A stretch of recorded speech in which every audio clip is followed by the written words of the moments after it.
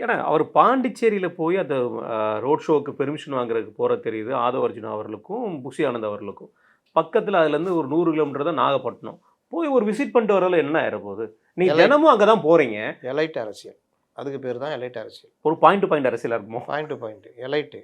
சரி, அவன் கேட்குறான், என்னங்க டிஜிபியை பார்த்தீங்களன்னா சொல்லுங்க. தலையாட்டிகிட்டே காரில் ஏறி போகிறார்.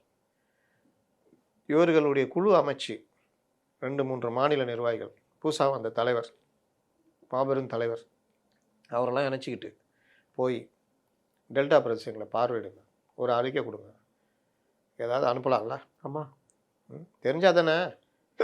உனக்கு சோறு எப்படி வருதுன்னே தெரியாது. தெரியாது. நேராக காம்ப்ளெக்ஸில் போய் அரிசி வாங்கிட்டு வந்து அப்படி வருதுன்னு தான் நினச்சிட்டு இருப்பேன். விவசாயிகள் பிரச்சனை இவங்களுக்கு என்ன தெரியும்? நான் என்ன கேட்டால் யாருக்குமே அவங்க இதில் அந்த இதுவே கிடையாது. ஒரு விவசாயிகள் சார்ந்த பிரச்சனை பற்றி அடிப்படை புரிதல் கூட கிடையாது. டீம்லாம் வச்சுருக்காங்க, எல்லாம் 25 வயசு 30 வயசு காலேஜில் படித்த பசங்க எல்லாம். அவங்களுக்கும் தெரியாது.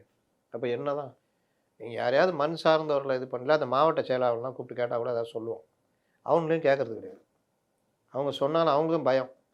இவ்வளோ நடந்திருக்கு, நம்ம எதாவது பண்ணோங்கன்னா சொல்கிறதுக்கும் பயம். புஷி கோச்சிக்குவார், ஜான் கோச்சிக்குவார், நம்ம எதிர்காலம் பாழாயிடும். இந்த லட்சணத்தில் கட்சி நடத்திக்கிட்டு தாவேக்காகவும் திமுக தான் போட்டியாகும். இன்னும் உங்களை ஆர்எஸ் பாரதி இல்லை, இன்னும் 4-5 பேர் சேர்ந்து அடிப்பாங்க.